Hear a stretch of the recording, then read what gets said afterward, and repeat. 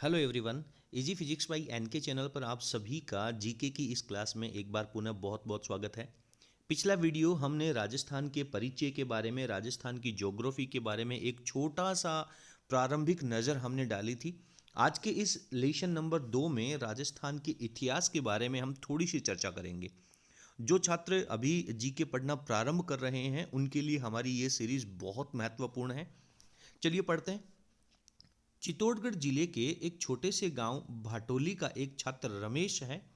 वो दीवार पर लगे राजस्थान के मानचित्र को ध्यान से देख रहा था।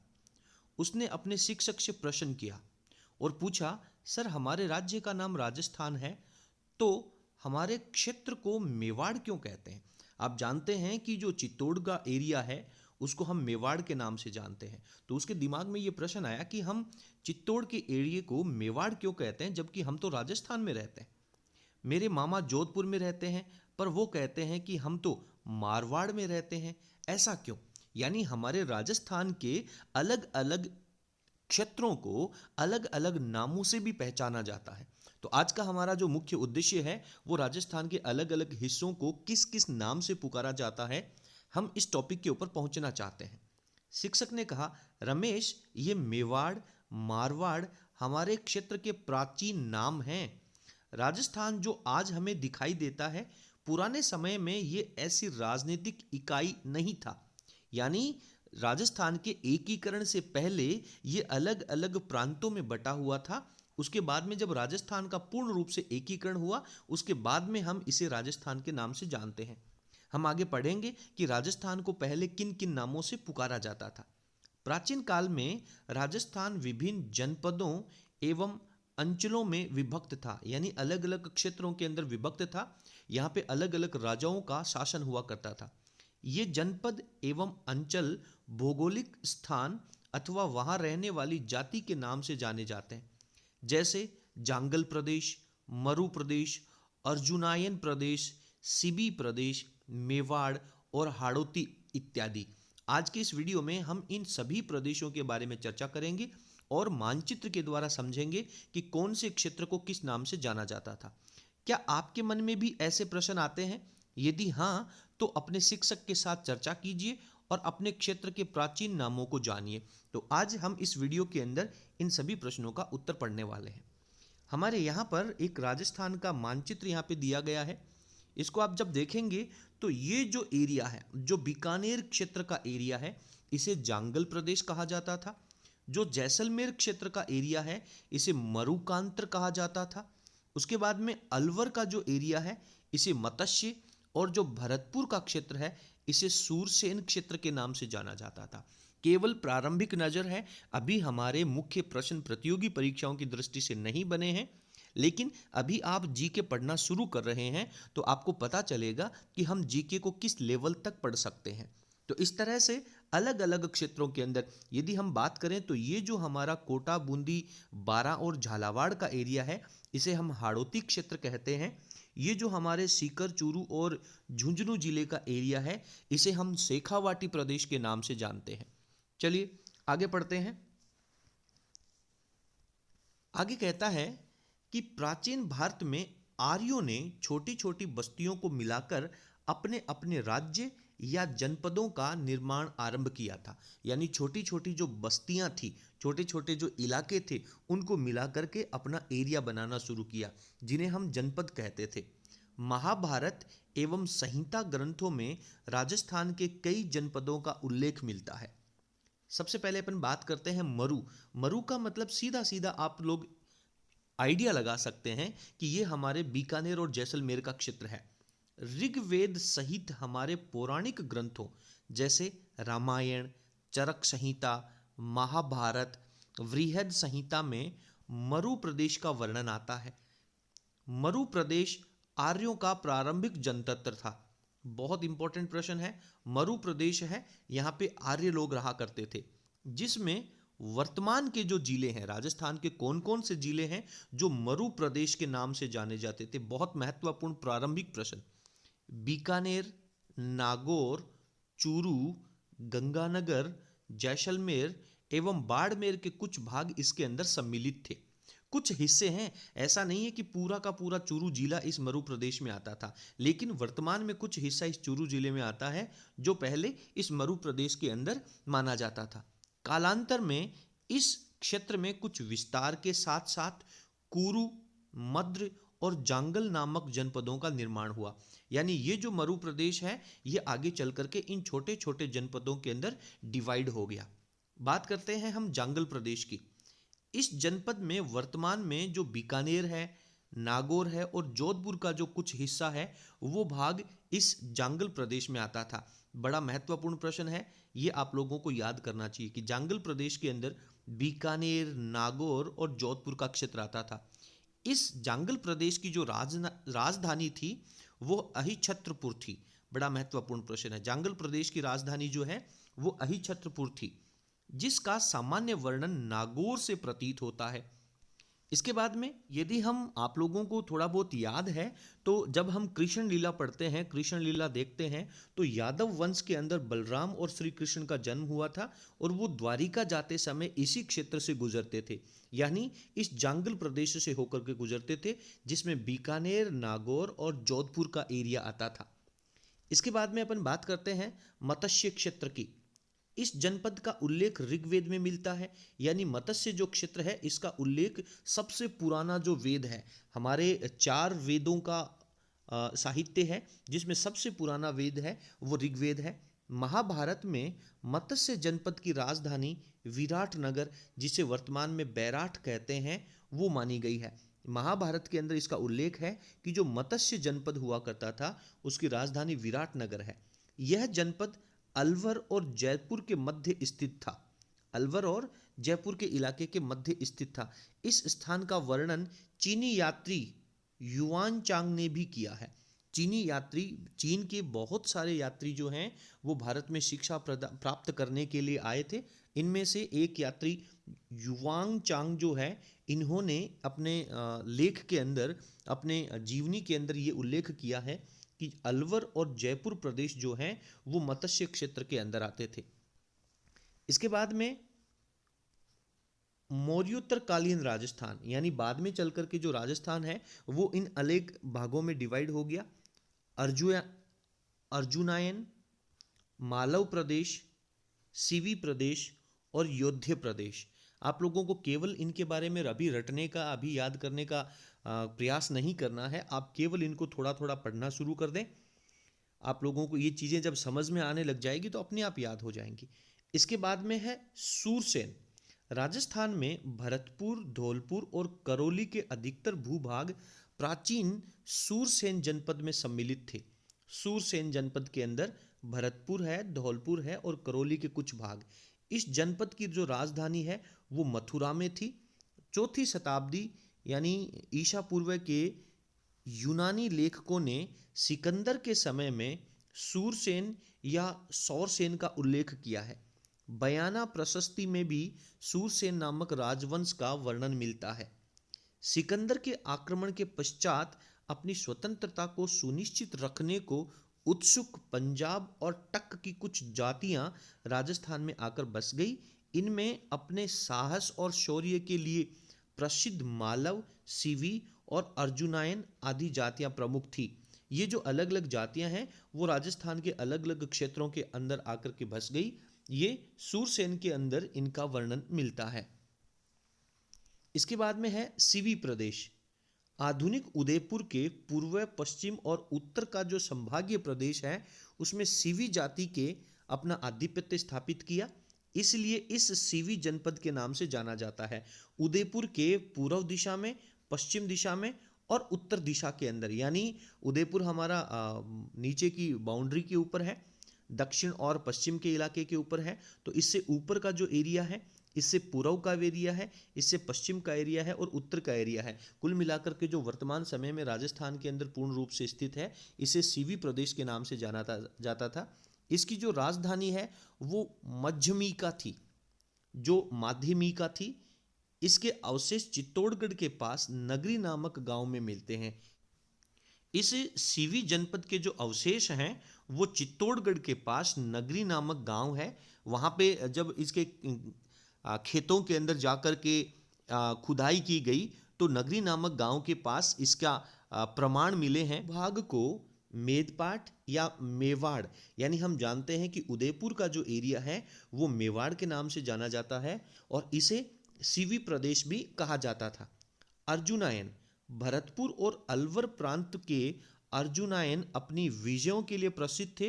अर्जुनायनों ने मालवों के साथ मिलकर के विदेशी क्षत्रपों को परास्त किया था, यानी जो विदेशी आक्रमणकर्ता थे उनको इन जाति के लोगों ने परास्त किया था मालवों के साथ मिलकर के। तो जो अर्जुनायन का एरिया है वो भरतपुर और अलवर प्रांत के समीप का क्षेत्र है। इसके बाद में हम बात करते हैं मालव प्रदेश की। मालवों की शक्ति का केंद्र जयपुर के निकट नगर था, यानी मालव जो जाति के लोग थे वो जयपुर के निकट रहा करते थे, जो वर्तमान में टोंक जिले में स्थित है। कालांतर में ये अजमेर, टोंक और मेवाड़ क्षेत्र तक फैल गया था। टोंक, प्रतापगढ़ एवं झालावाड़ का क्षेत्र मालव देश के अंतर्गत आता था। बहुत महत्वपूर्ण प्रश्न है, यानी मालव प्रदेश जो है वो मुख्य रूप से टोंक को माना जाता है। उसके बाद में प्रतापगढ़ और झालावाड़ का कुछ क्षेत्र इसके अंदर आता था। मालवों का दिग्विजय का यूप अभिलेख नानसा यानी भीलवाड़ा में लगा है। भीलवाड़ा जिले के अंदर जो नानसा का अभिलेख है उसके अंदर मालवों के बारे में चर्चा लिखी गई है। आगे है योद्धे प्रदेश। राजस्थान के उत्तरी भाग का योद्धे भी एक शक्तिशाली और गणतंत्रीय कबीला था। संभवतया योद्धियों ने ही उत्तरी राजस्थान से कुषाण शक्ति को नष्ट किया था। ये सब आप लोगों के लिए कोई विशेष नहीं है कि आप इसके ऊपर रटने के लिए फोकस करें।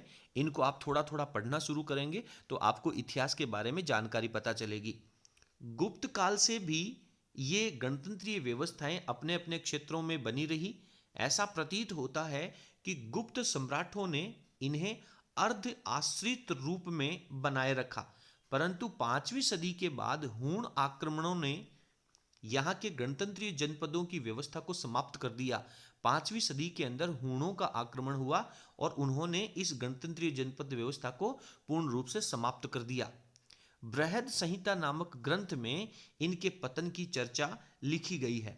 इसके बाद में ये जनपद अन्य नामों और सीमाओं को लेकर के सामने आते हैं, जैसे मेवाड़ प्रदेश है, वागड़ प्रदेश है, मारवाड़, हाड़ौती, ढूंढाड़ और मेवात के नाम से इन्हें जाना जाता है।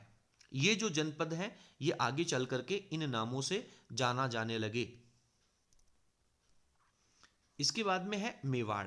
प्राचीन जो सीबी जनपद है वाले क्षेत्र को मेवाड़ कहा गया। आधुनिक उदयपुर, चित्तौड़गढ़ और प्रतापगढ़ का जो एरिया है वो मेवाड़ क्षेत्र के अंदर आता है।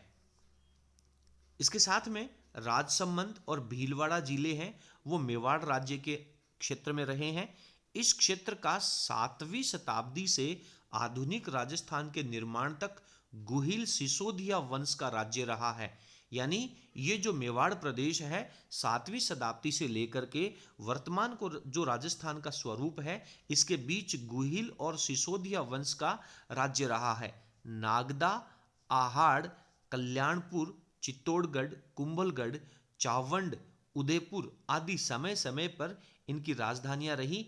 यहाँ की बोली मेवाड़ी बोली है। तो ये जो एरिया है राजस्थान भीलवाड़ा का, और इसके ऊपर हमें 2-3 जिले और दे रखे हैं, उदयपुर, चित्तौड़गढ़, प्रतापगढ़, राजसमंद और भीलवाड़ा। ये जो जिले हैं ये हमारे मेवाड़ प्रदेश के अंदर आते हैं। उसके बाद में है वागड़ प्रदेश। राजस्थान में 2 क्षेत्र वागड़ के नाम से जाना जाते थे। 2 क्षेत्र ऐसे हैं जो वागड़ के नाम से जाने जाते थे। एक है डूंगरपुर और बांसवाड़ा का एरिया और दूसरा है पिलानी के पास नरहड़ पीर की दरगाह है, जिसे मीठे शक्कर पीर के नाम से भी जाना जाता है।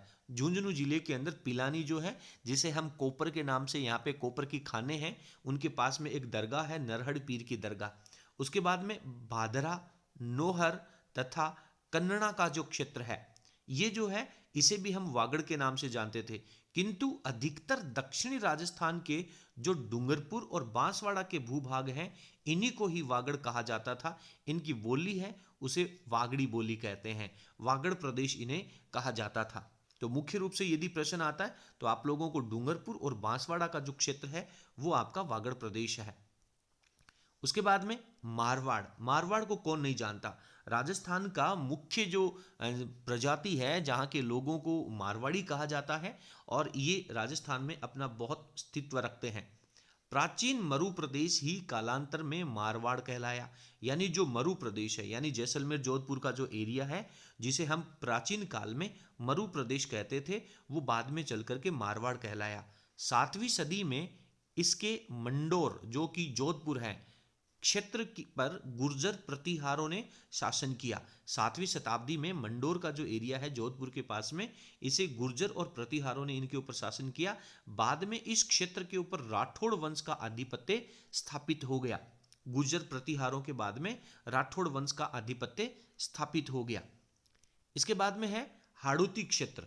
आधुनिक बूंदी और कोटा का जो क्षेत्र है वो हाड़ौती क्षेत्र कहलाता था। प्राचीन काल में इस भूभाग के ऊपर मीणा जनजाति का आधिपत्य था। मीणा वंश का बूंदा के नाम पर ही बूंदी का नामकरण हुआ। यानी मीणा वंश के एक प्रभावशाली शासक बूंदा हुए थे और उन्हीं के नाम पर बूंदी जिला का नाम रखा गया। कालांतर में चौहान वंश की हाड़ा शाखा ने इस क्षेत्र के ऊपर अधिकार कर लिया। तभी से इस भूभाग को एवं यहाँ की बोली को हाड़ौती कहा जाता है। हाड़ा शाखा के जो शासक थे चौहान वंश के, इन्होंने यहाँ पर अपना आधिपत्य स्थापित कर लिया। तभी से लेकर के इस भाग को हाड़ौती और यहाँ की बोली भी जो है वो भी हाड़ौती है। चलिए ऊपर एक बार हम मानचित्र के अंदर देखते हैं। यहाँ पर आप देखेंगे कि जो सीकर, चूरू और झुंझुनू का एरिया है उसे हम शेखावाटी क्षेत्र कहते हैं।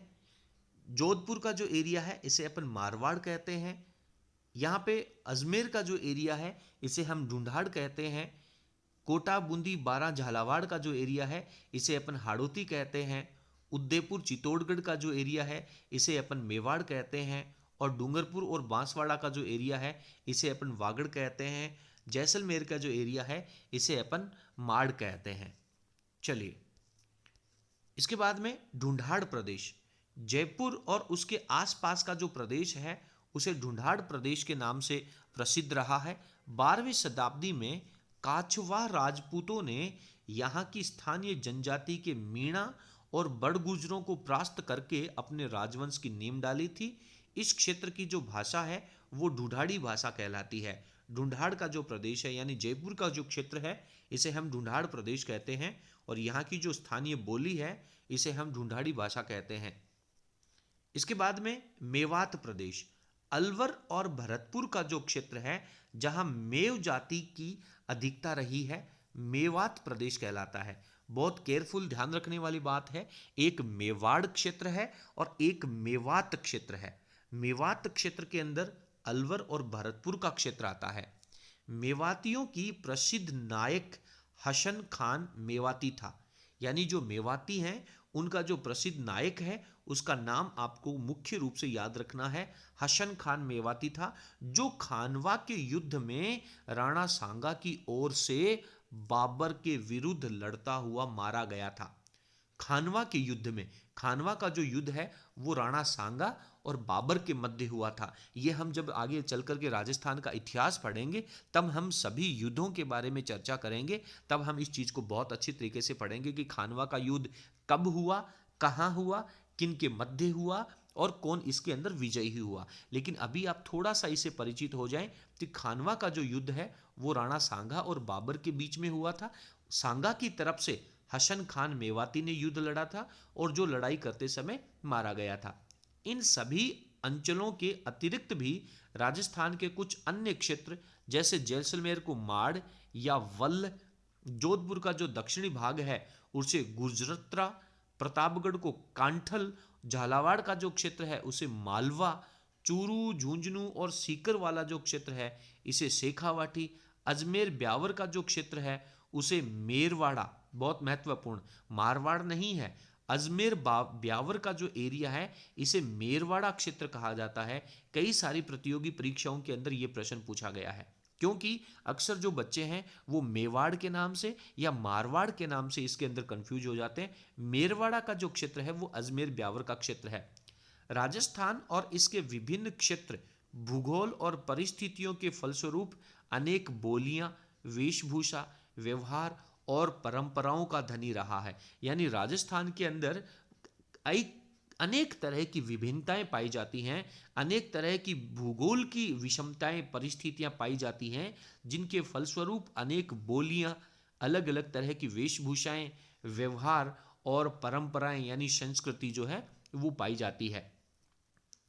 शिक्षक द्वारा अपनी बात समाप्त करते ही रमेश और उनके साथियों को ऐसा लगा कि वे राजस्थान के हर अंचल को समझ चुके हैं। क्या आपको भी ऐसा लगता है कि आपने भी राजस्थान के बारे में कुछ महत्वपूर्ण जानकारी, प्रारंभ में भूतकाल के अंदर राजस्थान को किन किन क्षेत्रों के अंदर बटा हुआ था, कौन कौन से जनपद हुआ करते थे और वर्तमान समय के कौन कौन से जिले हैं वो किस जनपद के अंदर आते थे? अगर आप जिस क्षेत्र में रहते हैं तो आपका जो वर्तमान जगह है वो कालांतर में किस जनपद के अंदर आती थी, वो आप हमें कमेंट सेक्शन में जरूर लिखेंगे। अंचल का मतलब है क्षेत्र। ऋग्वेद प्राचीनतम यानी प्रथम वेद है। क्षत्रप का अर्थ है प्रांत का मुखिया या राज्यपाल। भारत में शक जाति के शासकों हेतु प्रयुक्त किया गया है। जो क्षत्रप शब्द है वो शक जाति के शासकों के लिए प्रयुक्त किया गया है। अब हमारे पास आज के इस अध्याय में, आज के इस वीडियो में हमने जो प्रश्न सीखे हैं उनमें से कुछ महत्वपूर्ण प्रश्न यहाँ पे पढ़ने वाले हैं। चलिए, तो यहाँ पर हमारा पहला प्रश्न है कि मत्स्य जनपद की राजधानी कौन सा क्षेत्र हुआ करता था? मथुरा, अहिछत्रपुर, विराटनगर या बागौर? तो इस वीडियो में हमने बहुत अच्छे से पढ़ा है कि मत्स्य जनपद का जो राजधानी है वो विराटनगर हुआ करती थी। दूसरा प्रश्न कह रहा है कोटा और बूंदी वाला जो क्षेत्र है वो किस नाम से जाना जाता था? जहाँ पे हमने पढ़ा है कि हाड़ा राजवंश ने अपना राज्य स्थापित किया था, इसकी वजह से इसे हाड़ौती क्षेत्र कहा जाता है। इसके बाद में दो हमारे सामने रिक्त स्थानों की पूर्ति वाले प्रश्न हैं। हमने बहुत गंभीरता से, बहुत जोर देकर के इस प्रश्न को पढ़ा था कि ब्यावर और अजमेर का जो क्षेत्र है वो मेरवाड़ा क्षेत्र कहलाता था। मेरवाड़ा क्षेत्र के नाम से इसे जाना जाता था। जयपुर और उसके आसपास का जो क्षेत्र है वहाँ पे बोली जाने वाली जो भाषा है वो ढूंढाड़ी भाषा है। ढूंढाड़ी भाषा, इसे हम ढूंढाड़ प्रदेश कहते हैं। अति लघुत्रात्मक प्रश्न है, इनके बारे में वापस आपको ये वीडियो पढ़ करके चर्चा करनी चाहिए और इन प्रश्नों के जो उत्तर हैं वो आप लोगों को लिख करके अभ्यास करना चाहिए। महाभारत कालीन किन्हीं दो जनपदों के नाम लिखिए। शेखावाटी के अंदर कौन कौन से जिले आते हैं? हसन खान मेवाती कौन था? इसका पूरा आप लोगों को आंसर लिखना चाहिए कि खानवा के युद्ध में राणा सांगा और बाबर के बीच में जो युद्ध हुआ था तो राणा सांगा की तरफ से इन्होंने लड़ाई लड़ी थी। इसके बाद में लघुत्रात्मक प्रश्न है कि 5वीं सदी के बाद राजस्थान के गणतंत्रीय जनपदों की व्यवस्था समाप्त क्यों हो गई थी? किन्हीं 3 जनपदों और अंचलों के बारे में लिखिए। तो ये बोर्ड परीक्षा की दृष्टि के प्रश्न है। ये आरएएस की परीक्षाओं के लिए यहाँ पे जिन परीक्षाओं के अंदर लिखित आंसर लिखना होता है उन सभी के लिए ये बहुत महत्वपूर्ण प्रश्न है। ऑब्जेक्टिव प्रश्नों की दृष्टि से आप इन ऊपर वाले प्रश्नों को तैयार करें और बाकी इस वीडियो को दोबारा पढ़ें। आपको हमारा ये वीडियो कैसा लगा प्लीज़ आप हमें कमेंट सेक्शन में ज़रूर लिखिएगा और यदि आपको वीडियो पसंद आया हो तो प्लीज़ आप इस वीडियो को लाइक करें। अभी आगे आने वाली सभी प्रतियोगी परीक्षाओं के लिए ये जो सीरीज़ है हमारी वो बहुत महत्वपूर्ण है। आप सभी से अनुरोध है कृपया वीडियो का लिंक अपने सभी फ्रेंड्स के साथ शेयर कर हमें सपोर्ट करें। बहुत बहुत धन्यवाद। Thank you.